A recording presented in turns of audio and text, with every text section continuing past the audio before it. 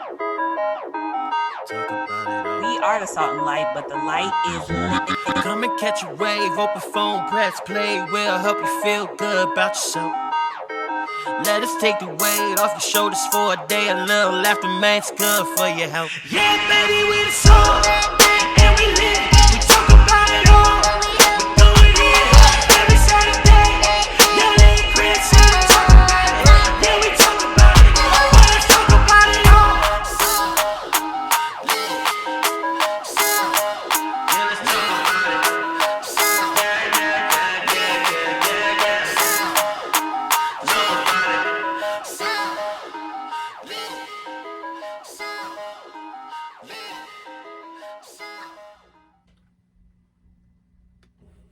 It's the Salt and Lit podcast.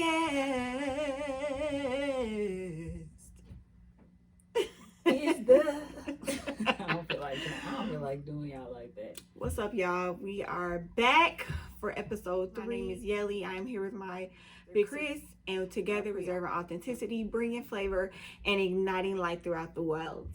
And Kristen made me change my outfit because I had on this black jacket. I don't even know where it went. She probably threw it away. I just threw it. She told me to take this granny scarf off, but it's hiding my stomach. So I'm going to keep it on. This is the thing. When you reach a certain weight class, you have to embrace what you have.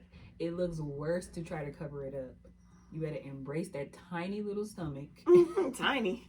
and let the world know.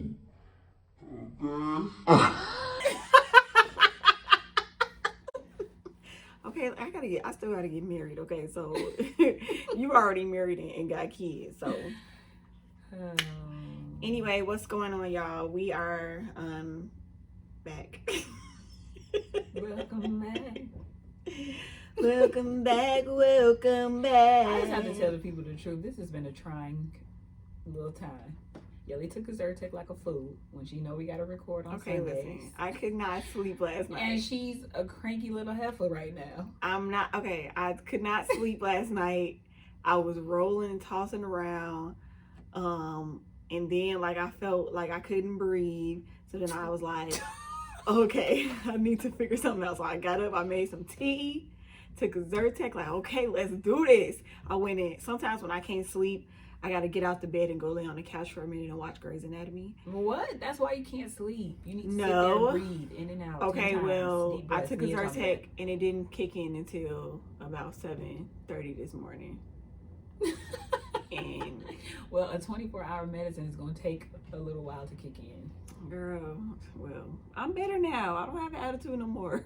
No, she really does still have an attitude, but that's okay. No, because that is exactly what this episode is about. She is in the correct headspace. It's about getting it done no matter what. No, it's not. We gonna wear out that phrase, ain't we? Okay, it was a good phrase. You came up with that Spirit Don't Feel Like It Part 2. No. Oh my God, that's what we should have named this episode, Spirit Don't Feel Like It Part 2. This episode is just about how you work with, and you working with family, things are 10 times more heightened. And just working with people in general and conflict resolution, we just gonna talk about all of that because I feel like we've been through it. We've been conflict resolutioning since age 2 and 3. And we still conflict resolutioning it. And I think now, we just at the phase where we're learning to work through it. Right. That's so cute. That's key. It's like when we have to. Right. But even still, even if you don't have to or if nobody's gonna see you, still being able to function when you have an attitude or when you are going through something or when somebody has irritated you or gotten on your nerves, that's true professionalism and true maturity in my opinion. For my whole life pretty much, I was not that person. Pretty much my whole life. I can attest to that. My whole life, I can definitely attest to that. If I wasn't feeling it, everybody was gonna know, and I called it I'm honest. That was my default. I'm honest. If you can't handle my direct, you're making my throat hurt. You saying? But the thing is, what she doesn't realize is, it's no better to hide your feelings and not say anything and bottle them up. So it's one end of the spectrum where you just out with it and doing the most, and then you have the other end of the spectrum where you just hiding it and feeling some type of way and then exploding at one point because Kristen, you can't hold it in. You are very passionate about this because it ain't even been three minutes since we've been. You just delved right in. I am passionate about this because you have to find the balance, and I feel like God has graced me to get to the point where, one, I can take criticism, two, I can acknowledge when I'm wrong, even though it's hard. Like that feeling that y'all get when you know that feeling you get when you are irritated and you just don't care. It's like no matter what, you don't care. That feeling, I still have it, but I just push past it. It's like a muscle that needs to be built. So, well, before we get started, I just want to say that if we're gonna be on video, I gotta start getting my nails done again. My nails look like trash, so I'm gonna just go ahead and hide them behind this laptop. They can't see him. They can't see him that much. Well, my nails always grow like a square SpongeBob SquarePants head nails. Jelly, I will not sit here and have you talk about our family heritage because all of our nails go like that. They do, but I'm just looking at them and I'm like, I could have filed them or something. But anyway, I wanted to ask you something since we're on the topic of being sensitive, and that's just really what this whole conversation is about. And we probably gonna be telling y'all some real life stories about a time where we actually skipped a whole recording because both of us had attitude.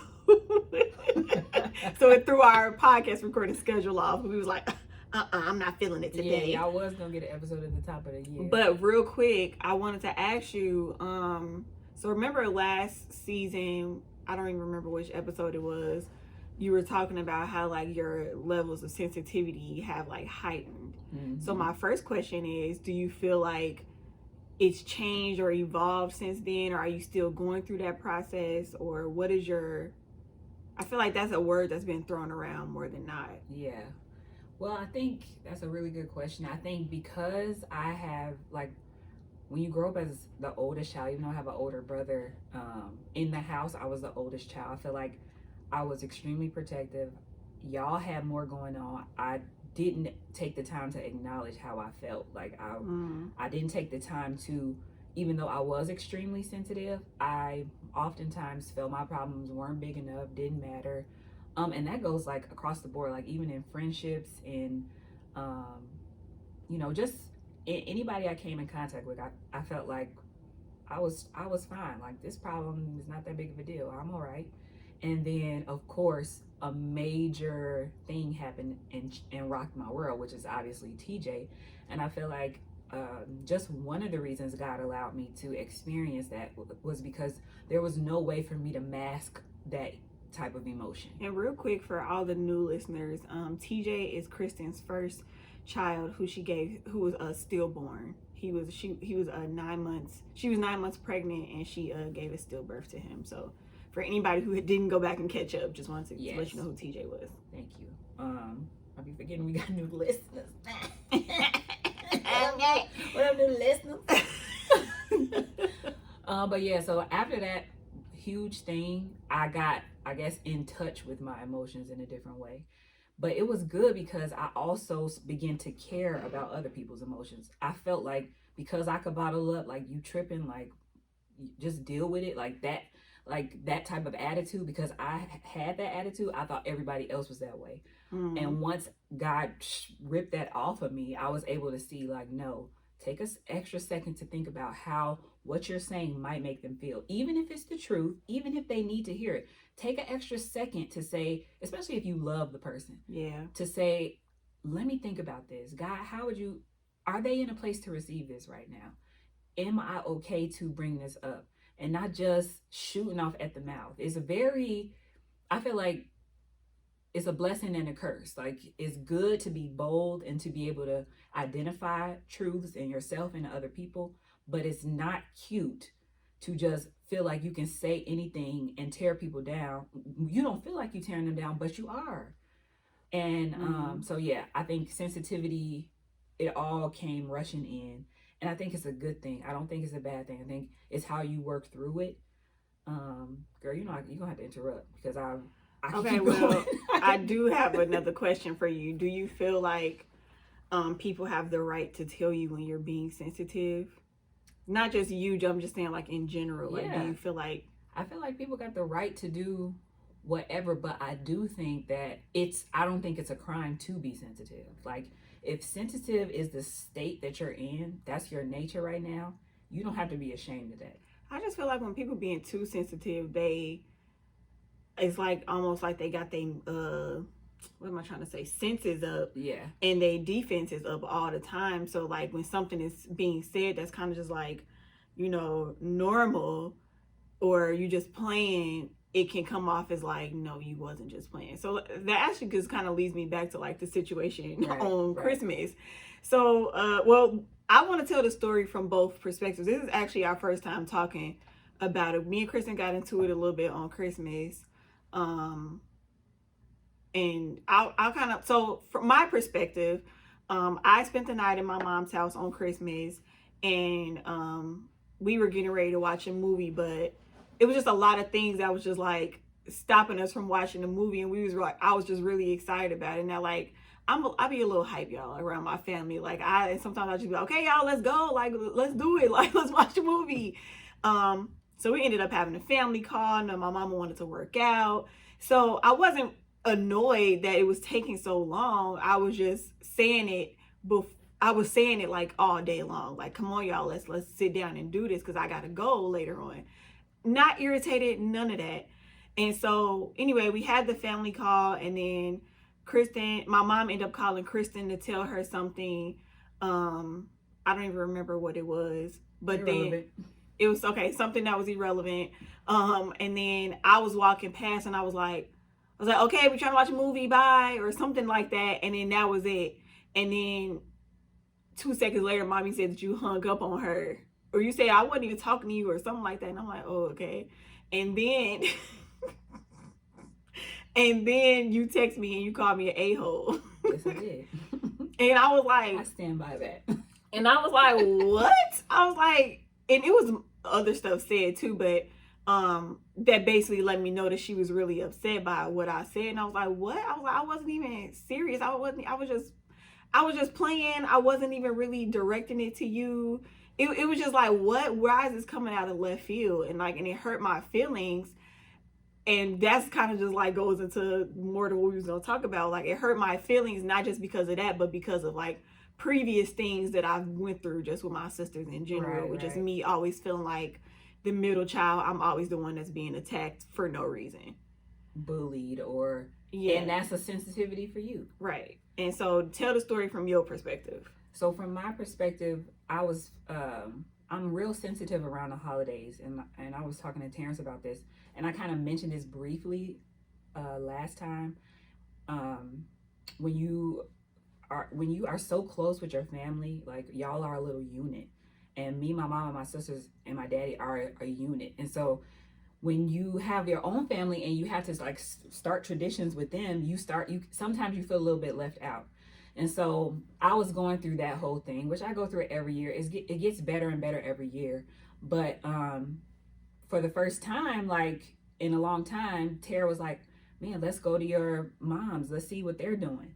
And I was like, okay, let me just call first. So this is just to give you some backstory. I had called every single person in the house. Nobody answered the phone. And so also I'm like excited and longing and just wondering, like, is this a good time? Are y'all gonna be there? I'm trying to, nobody answered the phone. Nia, I take that back. Nia did answer the phone. She was busy. She didn't really answer my question. Then my mom, she was like, oh yeah, I forgot to call you back, but girl, we gonna be here, like that. And so I had planned to come over, so that was fine. But I was still feeling sensitive about the fact that nobody answered. I felt like nobody cared whether we were there or not. Now, obviously, that's not true. That's my own, feelings that I had to work through. But that was something that was a real, true feeling. I was like, man, they over there watching a movie, having a good time without me. So anyway, fast forward, my mama called me about something that was, like I said, irrelevant. And Yelly was kind of chiming in the conversation the whole time, which she didn't mention. She was giving her little 2 cents in the conversation. And then I was in the middle of me responding to something my mama said. Yelly says, which she don't remember, okay, nobody cares. We're trying to watch a movie. I did not say nobody cares. I think you just made that part up. Okay, anyway. There's one, your side, okay, my you're side, right, you're right. What does your side and then the truth? No, I said your side, my side, and then the truth. Oh, I thought you said there's my side and then the truth. So anyway, fast forward that hurt my feelings because of all of the other things I was feeling. Like, nobody cares. Why are you on the phone interrupting our time? We trying to watch a movie. When all I was trying to do was get over there to be involved and included in whatever was happening. It was Christmas Day. Oh, let me get a sip of water.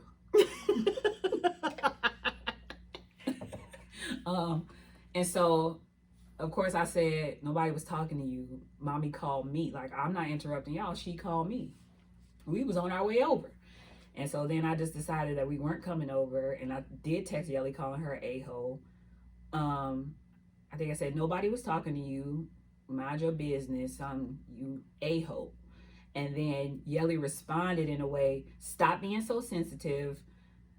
You and Nia always think you can bully me and call me names, is what you said. And now, in the moment, I didn't give a whatever about her saying we bully her and call her names. One, because I'm very intentional about not doing that to her, especially because of how far that I've come. So I know that that's not necessarily the truth in the present, but that might be her truth, in that moment. And it was a trigger to say, no, this B didn't. And I feel like Yelly is also in a very good place where she is going to stand up for herself, which I actually like. And I kind of smiled when she fired back, because normally she'll just ignore. But it's kind of good to, like, say your piece back. I did block you.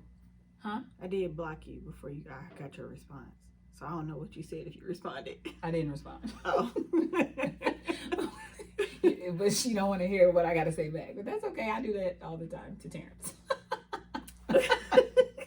And I'm like, if you say something, I blocked you, so I don't know. Well, that just goes to show that, like, there were two different perspectives going on. Kristen had her own, like, sensitivities going on her end. I had our own things going on in our end, because, like, now that she's saying it, I'm like, what? We be thirsty for Kristen and the kids to come over, well, more so the kids. Like, we love exactly. Well, that's another thing. Like, we be like, yes, please come over. And I felt like this is where my mind went. This is just me being 100% transparent. Y'all already saw the kids. Y'all already gave them their toys. Y'all don't really care if we come over today or not. Like, that's what was going through my head. Obviously, the enemy knows where to attack when you are feeling some type of way. Trust me, the negative things that are in your head and the negative thoughts that come, none of those come from God. If they didn't come out the person's mouth that you think are thinking it, they didn't say that. That is strictly the enemy trying to get in your head and make you feel worse and lie to you. And the devil always will attach a lie to some truth. So the truth was they weren't answering the phone. The lie was, oh, they don't care about me and they don't want me to come over, And so acknowledging that and working through that, we obviously made up now, and I was actually too proud of Yelly because she held strong on her feelings. She acknowledged her feelings. This is the stuff that I didn't say to you because I didn't want to give you no freaking props. And y'all, it's really hard for me to not curse in this episode. I'm just telling you. I'm passionate about this, but I'm not going to in 2021, okay? So she acknowledged her feelings. She spoke up for herself. She didn't back down. And then even though she might not have cared or wanted to, she listened to what I said, and then she apologized, and we apologized to each other, and we were able to move on. Yeah, because I was pissed off because, obviously for, like, those other reasons, because I feel like if I, like, call y'all out y'all name, it's me responding. It's usually not first if I did. But either way, that's irrelevant. The point is, like, I have my own little sensitivities going on. Dang, I forgot what I was about to say. Oh, what were you about to say? You had your own sensitivities going on, but the last thing I said was you stood up for yourself. Oh, okay. That wasn't what I was about to say. But anyways, standing up for myself is actually very new for me.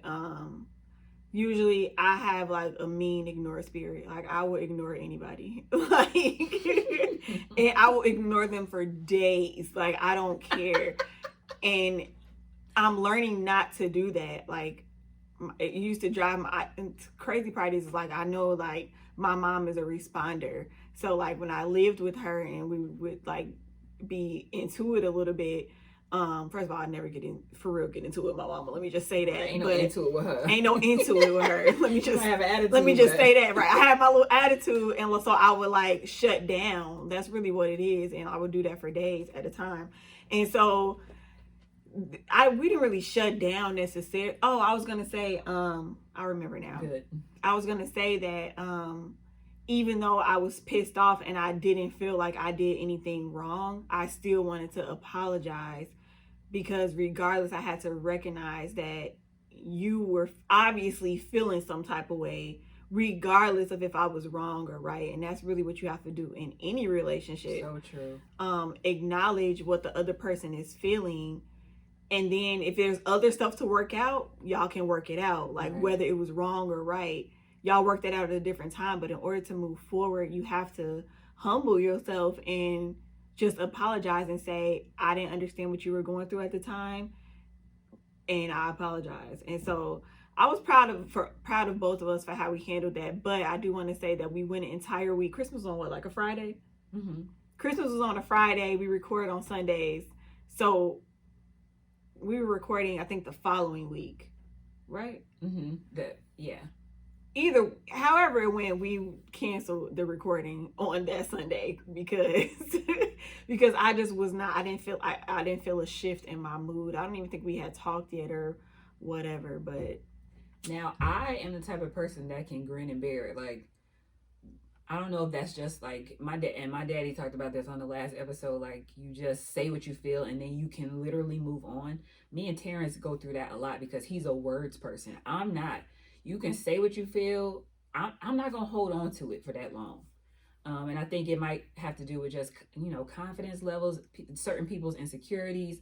But I was fine to let her take her time to get over it, because you have to give people that. And that's another thing I want to say. Yeah. You got to give your family, friends, loved ones, spouse, whatever, time to just breathe. Let them think it through. Let God talk to them. Let them be angry. You have to allow people time to feel whatever it is they feel and not expect them to be on your timeline of, oh, I'm over it or whatever. And then vice versa. Once you're over it, that person might still be feeling a little something, and you have to also give time and grace for that. So I'm real proud of us for getting through that. It definitely gives good content. Which give me a high five? We always me and Yelly always, usually we don't necessarily talk through it. We just go get something to eat or something after. Like, right. We're those sisters. Like, you trying to see the kids? Yes. Okay. See, my kids for sure. Everybody always gonna come back, so I can really hold my ground. Honestly, we just want to see the kids. But I wanted to say, just to kind of like move the conversation forward, is that when you're in a commitment or a business with that person, you cannot let. My mama was a fear, because that was actually the episode we were supposed to record with mommy and daddy. True. And my mama was pissed that we could not just work it out in order to get the job done. And she talked with me afterwards. She was like, you cannot throw everything away just because you got an attitude. You have to keep pushing forward.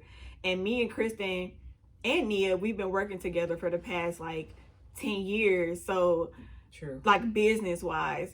And when I tell you the place that we are now is a complete 180 from where we were before, I'm just very happy to say that. But you have to keep pushing past to get the job done, or say, okay, when we get into it, we're gonna have to talk about it because we got to do something. So I think that's just all about just setting your pride aside too. It is. And I'm a firm believer in putting stuff in place beforehand. So when things do happen, being proactive as opposed to being reactive. I'm specifically talking about in marriage and in relationships, but also with family.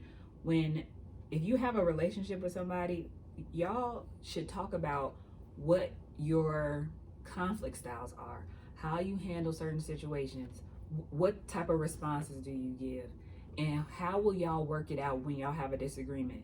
I was just telling Yelly this, when you are in a relationship or a new relationship, you so happy and in love, and you ain't thinking about having conflict, because most of the time that doesn't even come. If you in a true loving relationship, that stuff don't come until way down the line, when your life starts to change, when you start getting older, when kids come into the mix.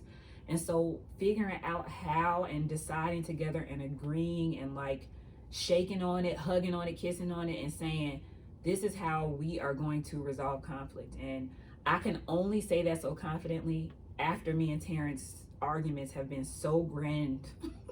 And me and Terrence are both hotheads. Going to counseling and deciding at counseling, when a conflict comes up, we not gonna talk because we're gonna curse each other out, period. It's going to, and now that we have kids, that's just not okay. You can't do that. And the same with family. And if you're in business with your family, girl, y'all better have a list of bylaws. Y'all better have some bylaws. So actually, one of my little sisters, me and Kristen, like our little like fake family little sisters, she texted me yesterday and asked me, she's like, hey Yelly, can you please call me because I need some big sister advice. And I'm not gonna go into detail, but she just went into business with a family member, and she was basically like, yo, I'm doing all the work. Like I need to figure something out because I'm about to lose my mind. And so my biggest advice, Chris, and I actually want to hear your biggest advice too, just from different perspectives, but I think my biggest advice that I gave her was, when you're going into business with family, and sometimes you don't know you need to do this until you actually run into it, but you have to establish roles and responsibilities early on so that you don't have an attitude or you don't assume that somebody was going to do something that you thought that they were going to do. So establishing roles is probably my biggest advice. I think that has worked wonders for me, you and Nia. It really, why wouldn't we I don't know. I think because we just assumed, you know what? The other part is because I couldn't relinquish control enough to do that. I felt like nothing was gonna get done if I didn't do it, and that's a toxic way of thinking when you're in the business. And it's gonna be the detriment of yourself. And it was almost the turning point of me saying, forget all of this. Like, ain't nobody doing nothing. Okay, well, you're not actually delegating the task either. So, yeah. And I think so. Absolutely delegated. And like, just to speak to Yelly's point, she was controlling, but also Yelly was a doer. She was a go-getter. She didn't waste time. I was going through beginning stages of marriage. I was going through TJ. I was going through pregnancy after pregnancy. I didn't consider none of that either. Of course, I mean, you can't because you're not in my shoes. And then Nia was away at school trying to balance going back and forth, and just that weird college phase that you're in. We were all in different places. Yelly was the most steady and consistent, and I think she was the most vested in it. Like, she is the type that when she wants to see something happen, which y'all notice, she's going to make it happen.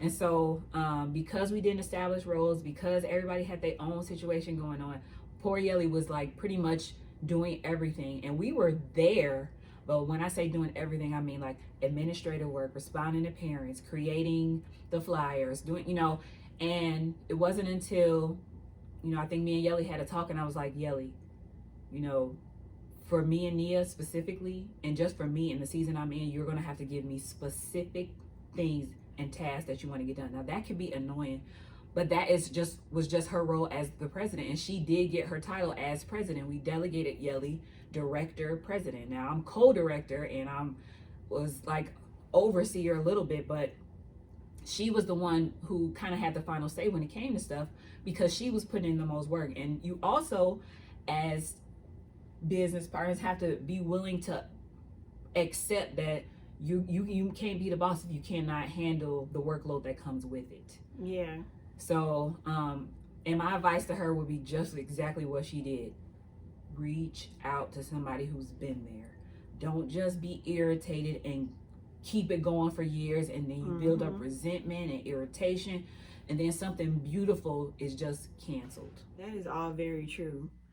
And one other thing before we close out, I wanted to ask you was just one of the things that you always say is that like honesty can hurt, and we didn't really get to like really expound on it, but like what's your advice to people who feel like I just gonna tell you it is what it is, I'm gonna just tell you straight, and like you know, a lot of people think that's cute. Like they do it in a way that's like it's a pride thing that like is attached to that. I'm gonna say what I gotta say. Like, okay, that's fine, but like you don't have to be a mean girl. Like, well, speaking from somebody who